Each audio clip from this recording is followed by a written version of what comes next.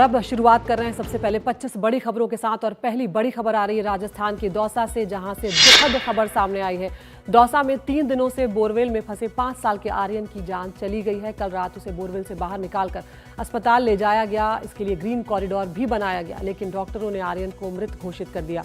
आर्यन को निकालने के लिए एनडीआरएफ और एसडीआरएफ ने 56 घंटों तक रेस्क्यू ऑपरेशन चलाया, लेकिन दुखद कि उसे बचाया नहीं जा सका।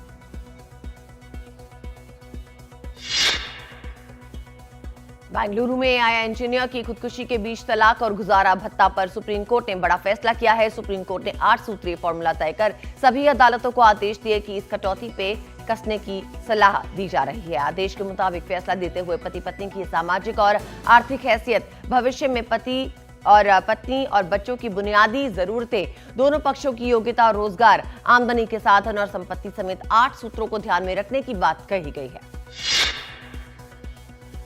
बेंगलुरु में इंजीनियर अतुल सुभाष की आत्महत्या के मामले में वकील अलख आलोक श्रीवास्तव ने सीजेआई जस्टिस संजीव खन्ना को चिट्ठी लिखी है। इसमें मांग की गई है कि जौनपुर की प्रिंसिपल जिला जज रीता कौशिक के खिलाफ जांच के आदेश दिए जाएं। खुदकुशी से पहले अतुल ने प्रिंसिपल जिला जज पर घूसखोरी, भ्रष्टाचार और प्रताड़ित करने के गंभीर आरोप लगाए थे।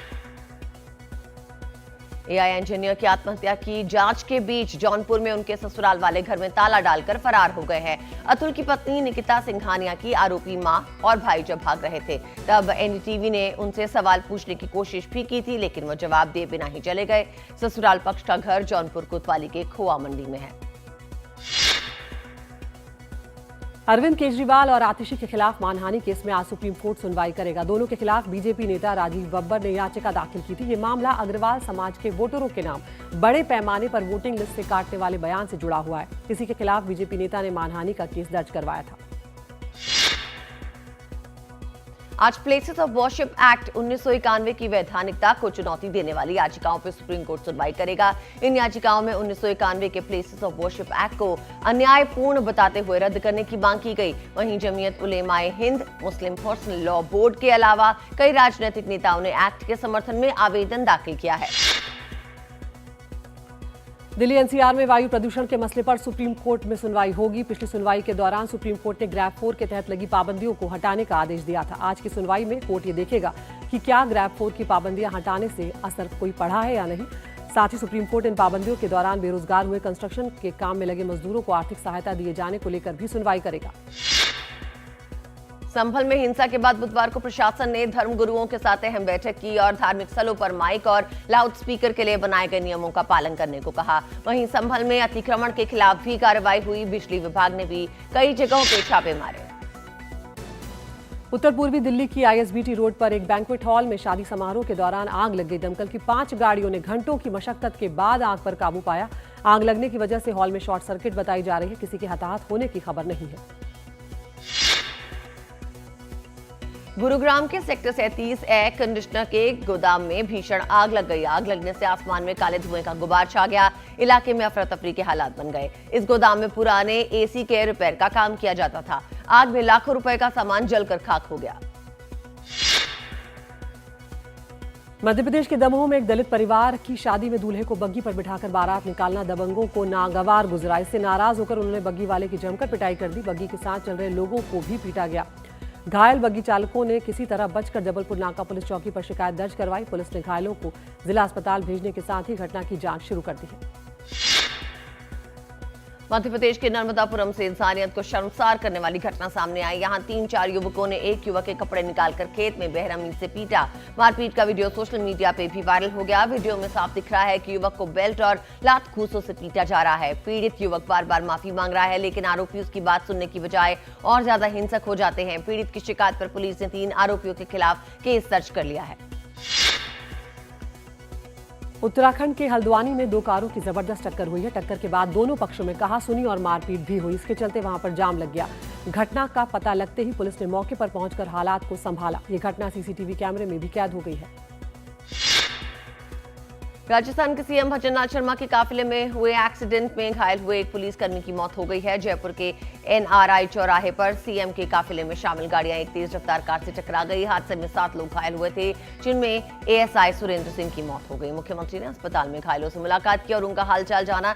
टक्कर मारने वाली गाड़ी के ड्राइवर से यूएई का कार्ड मिला है। हैदराबाद के नामपल्ली में पेट्रोल पंप पर खड़े फ्यूल टैंकर में आग लग गई। आग उस वक्त लगी जब टैंकर से फ्यूल की अनलोडिंग हो रही थी। काफी मशक्कत के बाद आग पर काबू पाया जा सका। हालांकि अब तक आग लगने की वजह साफ नहीं हो पाई है। राहत की बात यह रही कि घटना में किसी तरह का नुकसान नहीं हुआ है। राजस्थान के चूरू में ज्वेलर के यहां हुई 2 करोड़ 70 लाख की चोरी के आरोपियों को गिरफ्तार कर लिया गया है। पुलिस ने तीनों चोरों का शहर में जुलूस निकाला। इस दौरान लोग काफी गुस्से में दिखाई दिए। आरोपियों को पकड़ने के लिए 1000 सीसीटीवी फुटेज को खंगाला गया। एआई के जरिए फोटो सीक्वेंसिंग कर आरोपियों तक पहुंच पाई पुलिस। धौलपुर पुलिस ने चंबल के रेत माफियाओं पर बड़ी कार्रवाई की है। 10 थानों की टीम ने दबिश देते हुए 2 रेत माफियाओं को गिरफ्तार कर लिया और 34 ट्रैक्टर जब्त किए हैं। पुलिस की बड़ी टीम को देखते हुए कई खनन माफिया भाग भी खड़े हुए। उनके बीहड़ में भागने की खबरें मिली है और पुलिस उनका पीछा भी कर रही है। पहाड़ों पर बर्फबारी का असर दिल्ली में दिखने लगा है। दिल्ली में सर्दी बढ़ गई है। दिल्ली में रात का तापमान 5 डिग्री सेल्सियस से भी नीचे पहुंच गया। इस बीच मौसम विभाग ने शीतलहर का येलो अलर्ट जारी कर दिया है। मौसम विभाग के मुताबिक दिल्ली में 12 और 13 दिसंबर को शीतलहर चलेगी। सुबह शाम कोहरा भी छाया रहेगा। जम्मू कश्मीर में कड़ाके की ठंड पड़ रही है। गुलमर्ग समेत कई इलाकों में तापमान -डिग्री पर चल रहा है। डल झील भी अब जमने लगी है और साथ ही घरों की टंकियों में भी पानी जम गया है, जिससे लोगों को अब थोड़ी दिक्कत उठानी पड़ रही है। साथ ही आने जाने में भी अब दिक्कतें पैदा होने लगी है। श्रीनगर में न्यूनतम तापमान -3 डिग्री दर्ज किया गया। ईपीएफओ के 7 करोड़ मेंबर्स के लिए बड़ी खबर आई है। श्रम मंत्रालय ने कहा है कि 2025 तक आप एटीएम से सीधे अपना प्रोविडेंट फंड निकाल सकेंगे। मंत्रालय बेहतर सेवाएं देने के लिए अपने आईटी इंफ्रास्ट्रक्चर को आधुनिक बना रहा है। इससे करोड़ों ईपीएफओ मेंबर्स को फायदा होगा। मंत्रालय के मुताबिक इस प्रक्रिया में न्यूनतम मानवीय हस्तक्षेप होगा। ये सुविधा लोगों के समय और मेहनत दोनों की बचत करेगी। टेस्ला और स्पेस एक्स के फाउंडर इलॉन मस्क ने इतिहास रच दिया। इलॉन मस्क की संपत्ति $400 बिलियन से भी ज्यादा हो गई है। ऐसा करने वाले वो दुनिया के पहले शख्स बन गए हैं। ब्लूमबर्ग बिलियनर्स इंडेक्स के मुताबिक स्पेस एक्स के शेयरों में हुई इनसाइड डील के बाद इलॉन मस्क की संपत्ति में $50 बिलियन का इजाफा हुआ है और ये $439 बिलियन तक पहुंच गई है। दुनिया भर में मेटा का सर्वर डाउन होने से मैसेजिंग प्लेटफॉर्म व्हाट्सएप, इंस्टाग्राम और फेसबुक यूजर्स को बड़े पैमाने पे आउटेज का सामना करना पड़ा। यूजर्स को व्हाट्सएप पे मैसेज भेजने या रिसीव करने में दिक्कतें पेश आई। यही हाल इंस्टाग्राम और फेसबुक का रहा। वहां फीड भी अपलोड नहीं हो पा रही थी। भारत में बुधवार रात 11 बजे से करीब यूजर्स ने मेटा प्लेटफॉर्म्स के आउटेज को लेकर शिकायतें दर्ज करनी शुरू की। बांग्लादेश की राजधानी ढाका में नेशनलिस्ट पार्टी से जुड़े युवाओं और छात्र संगठनों ने प्रदर्शन किया। उन्होंने आरोप लगाया कि भारत में बांग्लादेशी झंडों का अपमान किया गया है। बांग्लादेश में तख्ता पलट के बाद हालात बदतर हो गए हैं। हिंदुओं पर हमले हो रहे हैं, जिसके चलते भारत और बांग्लादेश के बीच तनाव भी बढ़ गया है। हाल ही में विदेश सचिव विक्रम मिस्री ने ढाका में हिंदुओं पर हमलों का मुद्दा उठाया था। बांग्लादेश में हिंदुओं पे हो रहे हमलों के खिलाफ लंदन में ब्रिटिश संसद के बाहर प्रदर्शन हुआ। करीब 500 लोग हाथ में बैनर लेके आए और बांग्लादेश सरकार पर भेदभाव का आरोप लगाया। प्रदर्शनकारियों ने कहा कि बांग्लादेश में हालात बहुत खराब हैं, लेकिन दुनिया इस पर चुप्पी साधे बैठी हुई है।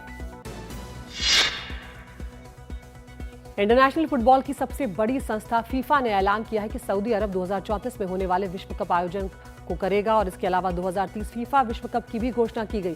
2030 वर्ल्ड कप की मेजबानी संयुक्त रूप से स्पेन, पुर्तगाल और मोरक्को में होगी। 2024 वर्ल्ड कप के लिए सऊदी अरब की मेजबानी को लेकर किसी तरह की चुनौती नहीं मिली है। फीफा के अध्यक्ष इन्फेंटिनो ने कहा है कि हम फुटबॉल को और ज्यादा देशों में लाने की कोशिश कर रहे हैं और साथ ही ज्यादा से ज्यादा टीमों की भागीदारी चाहते हैं। तो ये थी अब तक की 25 बड़ी खबर।